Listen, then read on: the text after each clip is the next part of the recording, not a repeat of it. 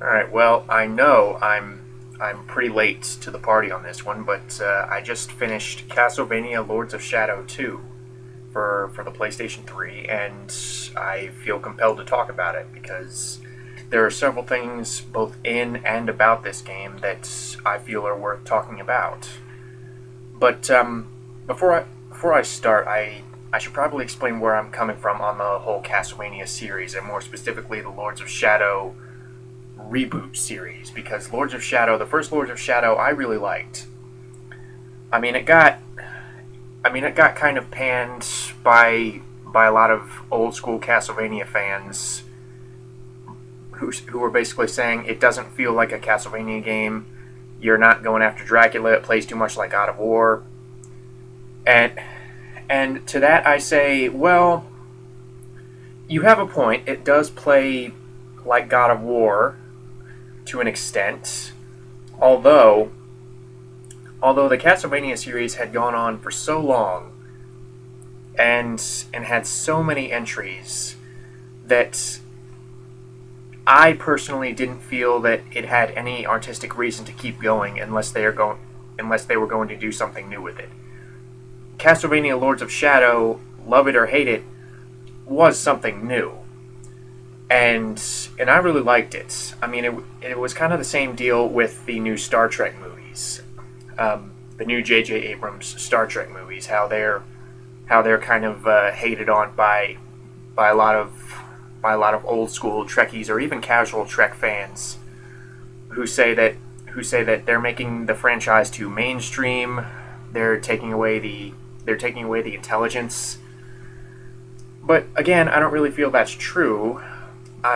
But I mean, to me, the new Star Trek movies still retain sort of the essence of the old movies, but like with this Lords of Shadow series, they're doing something new. They're taking the franchise in a new direction.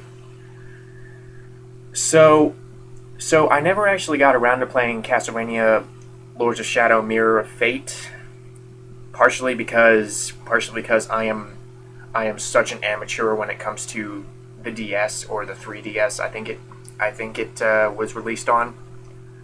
So so I never actually picked that one up. Although I did watch the cutscenes. I know that's kind of a cheap way out, but I wanted to know the story because I did like the first Lords of Shadow so much. I wanted to know what happened next, and I didn't want to have to buy a 3DS to do so.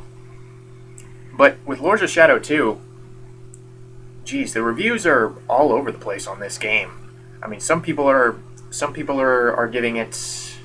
Let me put it this way: I've seen some reviewer websites and review magazines give it an 8.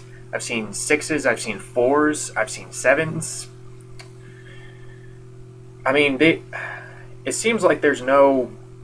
It seems like there's no definite average. I mean, there's not really any score that summarizes all of the reviews because, like I said, they're all over the place. Some people are hailing it as this masterpiece, or not, maybe not masterpiece, but a very very good solid platformer and hack and slash, while others are saying that it's boring. It's awkward. It handles awkwardly. They try to do too much. They stray too far from the formula. So, real quick, my general impression of the game is I came away pretty much liking it, although there were some problems. However, I was enjoying myself enough to where I was willing to overlook every problem that I was faced with along the way to push through to the end. And these are not game destroying problems. These are not problems that made me want to shut off the system and quit. But these were issues that I think were misguided.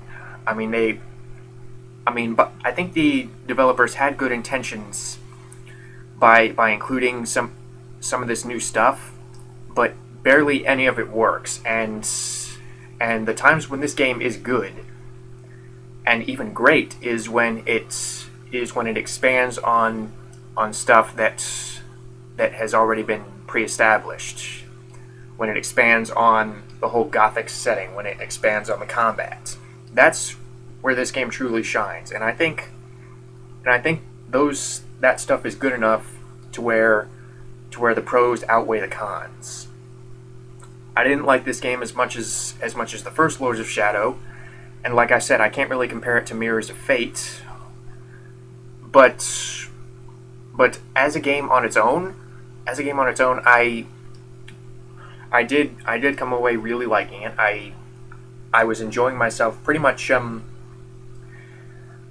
consistently, with some exceptions, and I'll get to those in a second. And as the third part of the Lords of Shadow trilogy, I think it ties everything together very nicely. I like the way it ends, and yeah, I'm kind of distressed to see that Mercury Steam is probably not going to do another Castlevania game, because honestly, I really liked the Lords of Shadow series. But the story of this one, it kind of expands on story threads established in the first two games. It's primarily it further elaborates on that cliffhanger that the first game left off with Gabriel Belmont, now known as Dracul or Dracula,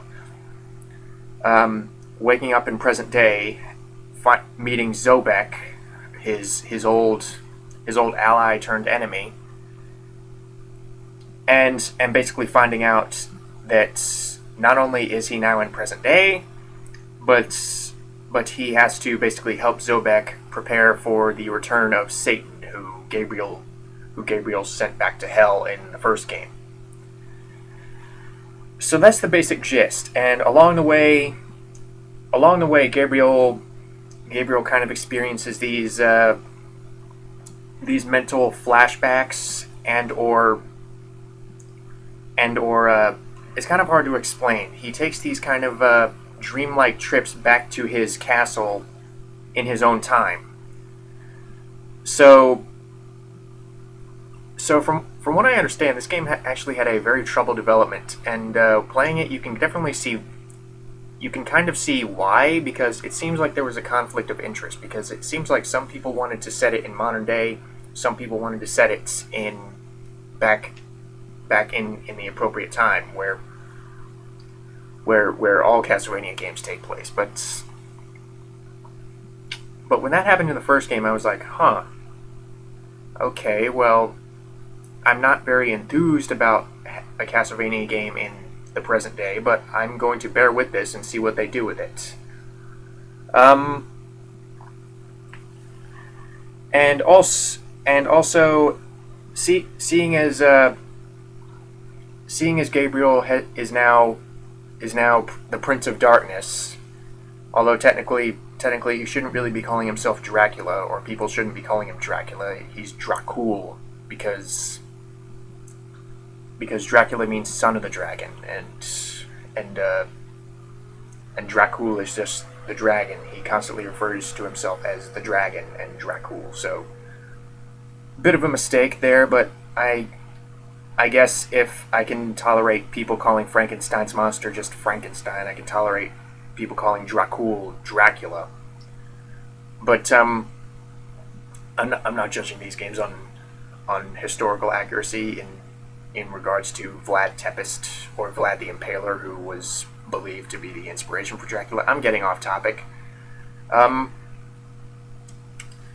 along the way, partially during these flashbacks to his castle, he's slowly trying to recover his humanity. He's slowly being dissuaded from the very anti-God path that he has chosen to walk, because he feels betrayed by God, because God didn't give him what he wanted in the first game. I mean all he did in the first game, and he got zip. So in all fairness, I would be kind of pissed too. But right away, some people might be a little confused as to how he became a vampire, which again, is a plot thread that was expanded upon in the DLC for the first game. But if people are unfamiliar with that DLC, where he goes back to the Vampire Queen's castle, then people might be a little lost. Like, okay, so he turned against God, so when did he become a vampire? I don't know. But right away, the story has you hooked. But the problem is that it feels unfocused, especially around the middle. There's really, and this may have to do with the padding. There is a fair bit of padding here, because I swear to God, you spend 2 hours looking for an antidote to revert one of Satan's monsters back to human form. You spend 2 hours looking for this antidote, running all around the science facility, running all around the sewers, getting in a train chase a la Uncharted 2. And it's little detours like that really keep this from being as strong of a story as the first game, because the beginning is fantastic, the end really ramps it up. It's just that middle part where it really starts to drag, and you really do kind of start to lose sight of the goal, because it is kind of padded, it is kind of unfocused. Dracula does take detours along the way. He does meet a bunch of other characters.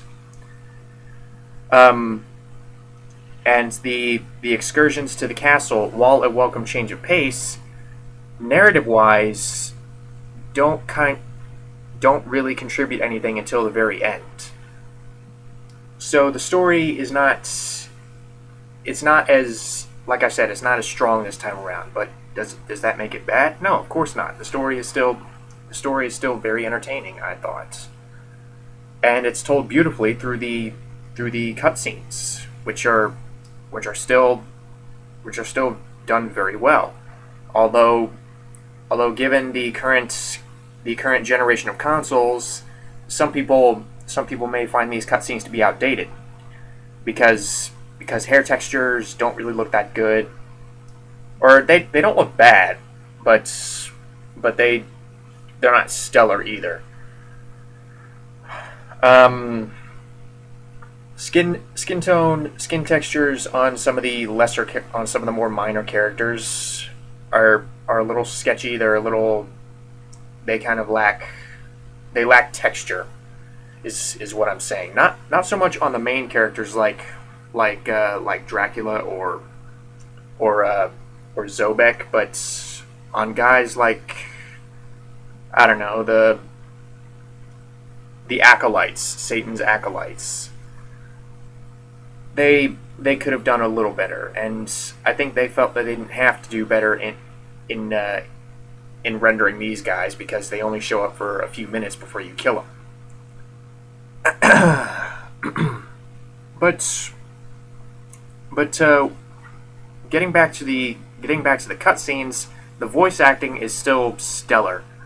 I really liked Robert Carlyle's vocal portrayal of Dracula.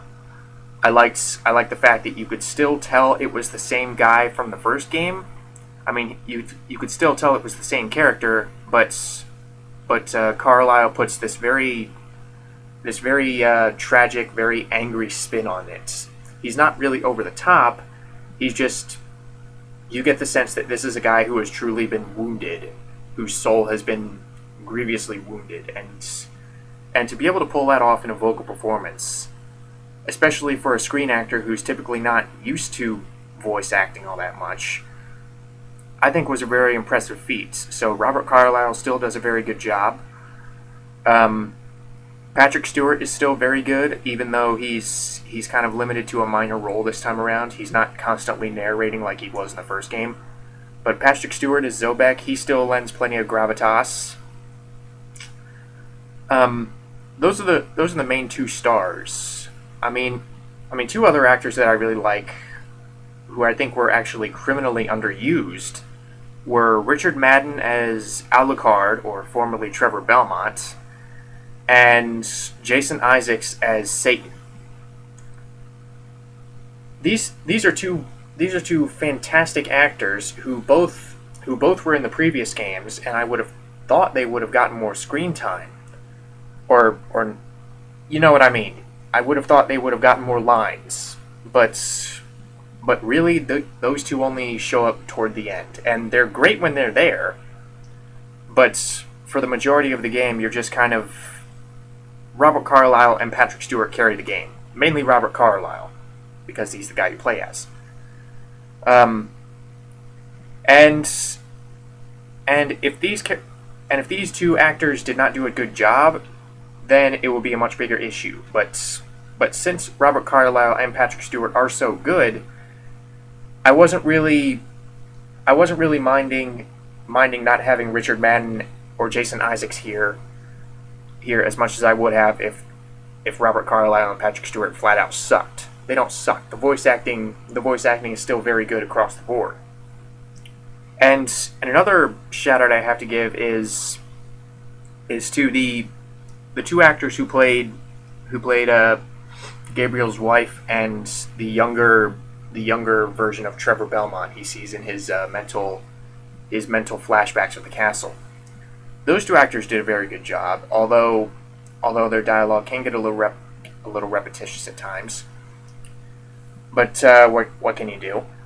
The combat is still fast, fluid, and undeniably fun.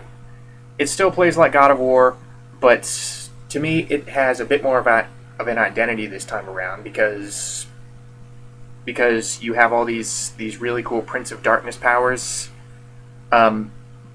Gabriel's a much darker character this time around, and instead of the combat cross, you have he wields this kind of Power Glove-esque thing, where this power gauntlet, which he swings all over the place, and it creates these kind of, they call it the Shadow Whip, where it looks like it's made of blood. Little far-fetched, but it's a game. So I found that to be really cool, and the two additional weapons that you get to the Void Sword, which if you pull out the Void Sword and hit people with it, then it regains some of your health, and it can also be used to channel ice powers. And you have the Chaos Claws, which basically inflict more damage and can fire energy blasts. So these do a lot to mix up combat, and you're still encouraged, even though the game is not quite as hard as its predecessor. You're still encouraged to approach each fight strategically. Just wailing on the guys with the square button is no longer it's never been an option, and it's still not an option here, because there are a lot of enemies who are either way too strong to go head on, or have armor that you have to either somersault over and attack from behind, or just break with the Chaos Claw. So there is some much appreciated strategy that is implemented during combat. I would argue combat is even deeper than it was in the first game, and the combat was good in the first game. But here you feel Gabriel appropriately feels more supernatural. Like I said, the Prince of Darkness powers. Like if you grab somebody and finish them off with a quick time event, he actually sucks the blood out, and you regain a little bit of health. So it's nice that they gave purpose to the quick time events this time around. And yeah, it's just really fun to play as this all-powerful vampire, a real vampire. Twilight. This is a vampire. I'm sorry. I'm still dwelling on that. Yeah, combat is still exceedingly solid. The Gothic architecture in Dracula's castle is just phenomenal. The art design is just fantastic. You really want to explore this castle each time the game spirits you away to this kind of mental projection of Dracula's castle. you are very enthused to explore every nook and cranny because the way this castle is designed, the the very the very gothic style behind it, and just the scope of it when you actually get to go outside. Um, get to go outside on one of the castle walls or one of the castle balconies, and you see the castle in its entirety. Um, you're it's very exciting to it's very fun to go around exploring in Dracula's castle. Slightly less fun, however, is exploring in present day, and this was something that I was worried about from the beginning. Exploring in the present day, um, they try to make it fit in better by by setting the present day sections in a very gothic part of the city. In fact, the city is called Castlevania City. But even in present day, for every cathedral or for every religious looking or church type building that you visit, you also visit some car park or sewer or factory or scientific facility. You even go to, I think, a subway station at one point. So these sections honestly feel pretty out of place, um, especially given how well they nail the actual castle bits. So yeah, it the the modern aesthetic that they put on a lot of the environments, like I said, just feel out of place. They don't feel like a Castlevania game. And I understand that was kind of the point, that Dracula was supposed to be put in this very unfamiliar environment, but it just clashes so much with the very stylistic look of the castle, and even some of the cathedrals in present day. It just clashes so drastically that it's distracting. And I'm sorry, navigating through the biomech facility or whatever it is not nearly is not nearly as much fun as navigating Dracula's castle. It just feels uninspired by comparison. I think there was more they could have done to kind of integrate the present day stuff and make it feel more in keeping with the style of the castle stuff. But again, it's not really bad, not really in terms of design, because this doesn't really hinder your platforming in any way. That would suck if like you can't platform in this biomech facility. No, you could still platform, but it's not nearly as much of a feast to the eyes. But with that said, the music is still beautiful. The music was beautiful in the first game, and it's still beautiful here. Particularly, again, with the castle. With the castle, almost every single musical cue in or around the castle is just gorgeous to listen to. But but uh, but unlike how the present day stuff kind of hinders the experience, the music in the present day stuff is also pretty good. Um, it offers this kind of synthesized techno beat when you're going through the factory.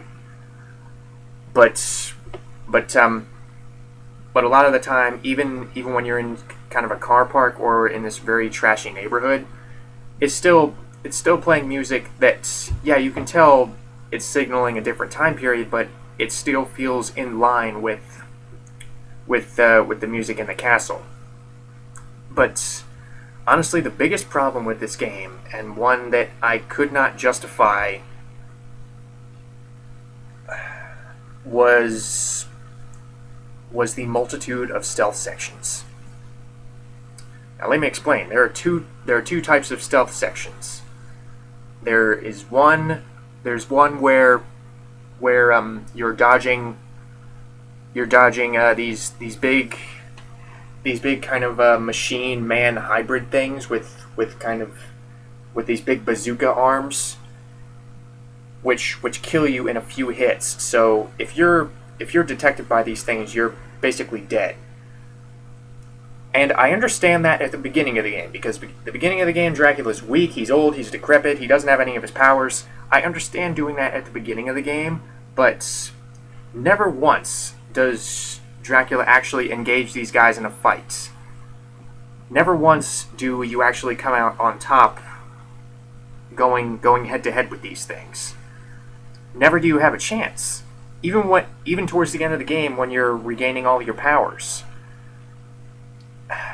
I mean, you basically have to sneak around these guys, and it sometimes leads to going into a dark corner and turning into a rat.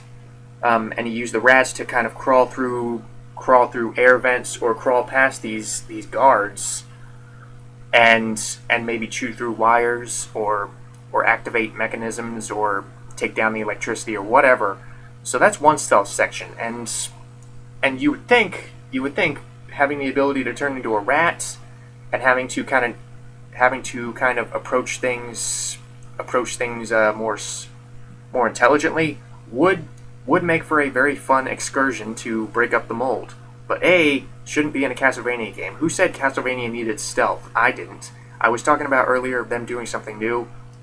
There's doing something new, and then there's doing something to a series that it has no business including. And this is that. Castlevania has never had any business including stealth in the gameplay. That's not what Castlevania is. But okay, well, is it good? No, it's not good. These stealth sections where you're navigating around these Golgoth guards, I think they're called. They don't require any skill.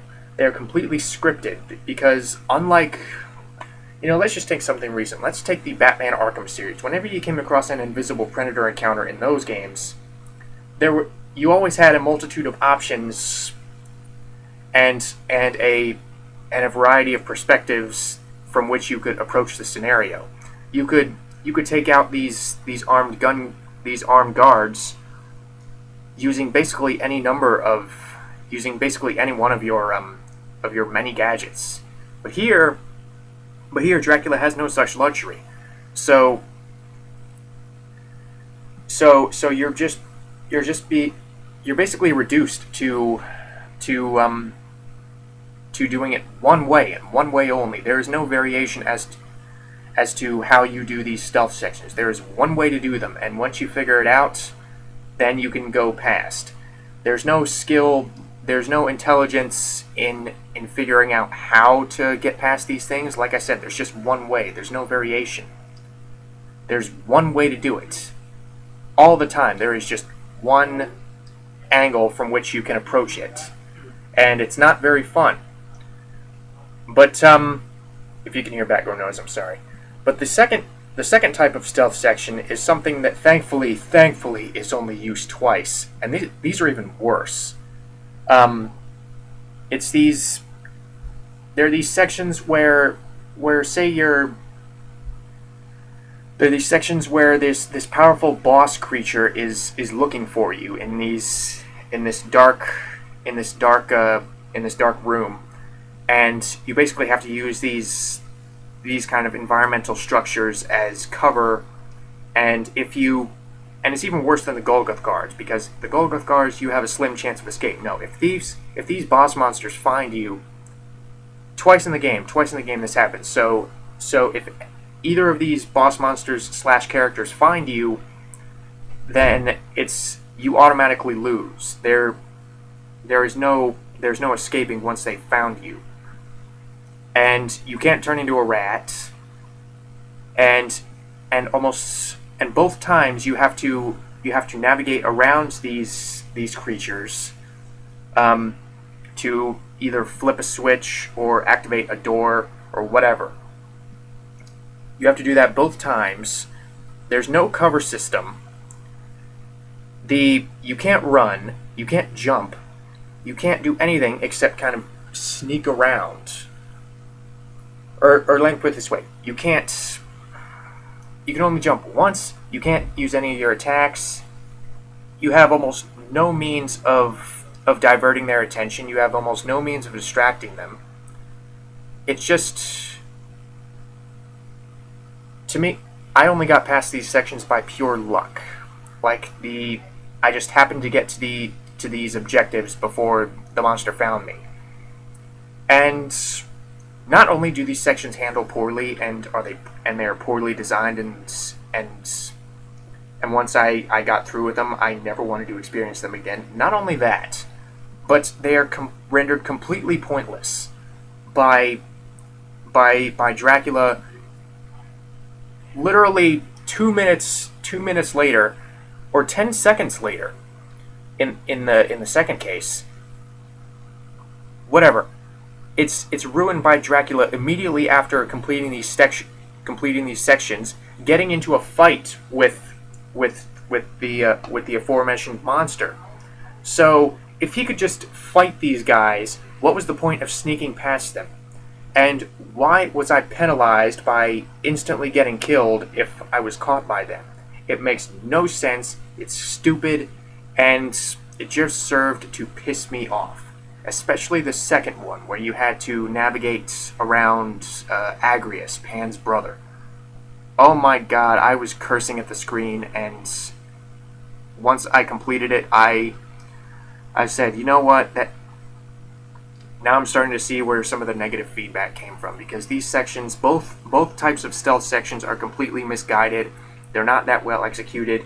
One does not require any skill whatsoever. The other is just endlessly frustrating.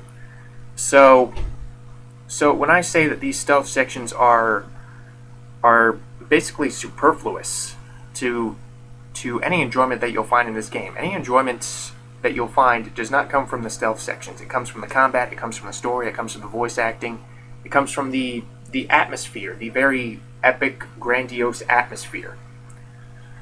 It does not come from these stealth sections. These stealth sections are stupid, and they are every bit as bad as any reviewer has pointed out. I can appreciate wanting to break up the mold, but there's a right way and a wrong way to do it. These stealth sections were the wrong way. They don't add any enjoyment to the game whatsoever. They're just not fun. And something in a game that's not fun has really no business being there. And here's something that I actually think was kind of a missed opportunity. Why couldn't you use some of your abilities that you unlock later in the game and implement them into these stealth sections? Why was Dracula only limited to turning into a rat? Why couldn't he turn into, I don't know, a bat? Or, I don't know. I just don't know. Honestly, this would be a better game if those sections were completely excised from the experience. But like I said, these do not ruin the experience, because even if you say, even when basically every time I said, oh god damn it, another stealth section, really?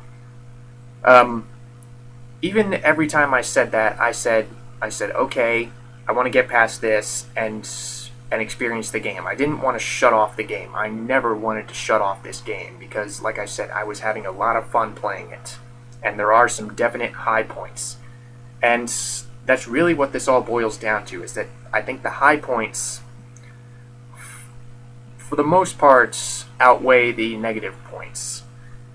Because what are the positives? Okay, the voice acting, the combat, the platforming is actually really fun. It's convenient, and when it needs to be, it's appropriately challenging. The customization is pretty deep, although I do have a minor issue with the customization of abilities. You unlock a lot of different abilities over the course of the game. A lot of vampiric powers, a lot of abilities for your void sword. But the thing is, you basically have to you basically have to buy a lot of abilities 3 times, once for each weapon. Because basically, let's say you buy the 5 hits square combo for say you buy the 5 hits the 5 hit singular hit or singular enemy combo, the 5 hit square combo for the Shadow Whip. Okay, well, in theory you would have the 5 hit combo for the other 2 weapons, right? Wrong. You actually have to earn enough points to buy the 5 hit combo for the Void Sword, and then also buy the 5 hit combo for the Chaos Claws. So it's just repetition like that kind of gets a little old, and it just seems like a waste of experience to buy essentially the same move 3 times. But once the moves actually start, once the variation kind of kicks in, once you actually unlock very flashy over-the-top moves that are exclusive to each weapon, then customization and unlocking abilities becomes much more rewarding. And one system that they add to customization that I really like, and I liked what it encouraged, was actually how you level up your weapons and make them more powerful, because you level up weapons by mastering abilities. Like you buy an ability, and then using it in combat slowly fills up a bar or a percentage, and once you get that percentage to 100%, then it says you have mastered this ability, and that gives you a certain number, and you can basically transfer your mastery of this ability over to the weapon that the ability corresponds to, and once you master enough abilities, then your weapon levels up. I wish the levels went beyond level 3, but for what they did give us, I did really like the customization option for what it was. So great voice acting, great music, great atmosphere, great combat, great customization. It's just those stealth sections and the occasionally uninspired modern day setting that really drag this game down from being as great as its predecessor. But with that said, like I said before, the pluses outweigh the minuses in my opinion. I don't think the minuses destroy the experience in any way, shape, or form. I don't think they hinder it enough to make you want to stop playing. Gabriel Belmont still remains an interesting character. The story is interesting. Although, like I said, it does kind of drag in the middle. And it does kind of lose focus.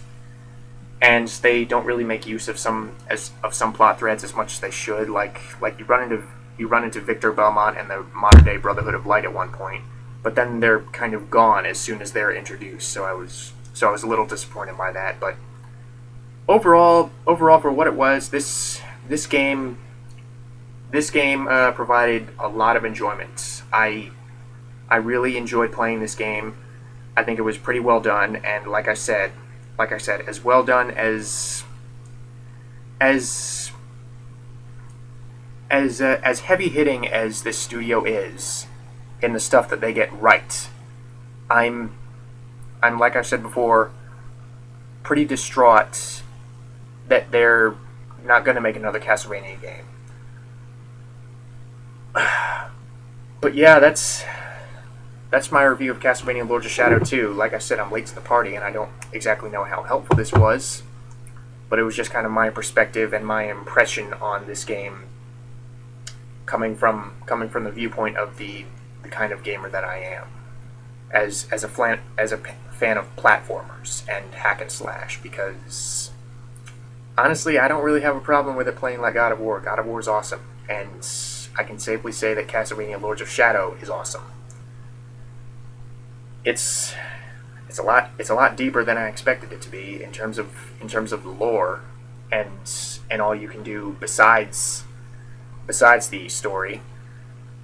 Or I shouldn't say all you can do, because really there's a challenge mode. There's not really any kind of online mode, sadly.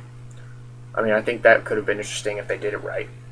But there's a fair amount of lore. There are plenty of beautiful illustrations. The presentation, like I've been saying in this review, the presentation is just glorious. And that combined with the other positives make this a very strong entry in the Castlevania series. And basically I give this a fair recommendation. A fair recommendation. I do recommend this game to anyone who likes the Castlevania series. I definitely recommend it to anyone who liked the first Lords of Shadow and want to know how it ends. And yeah, that's about all I got, and I will see you later.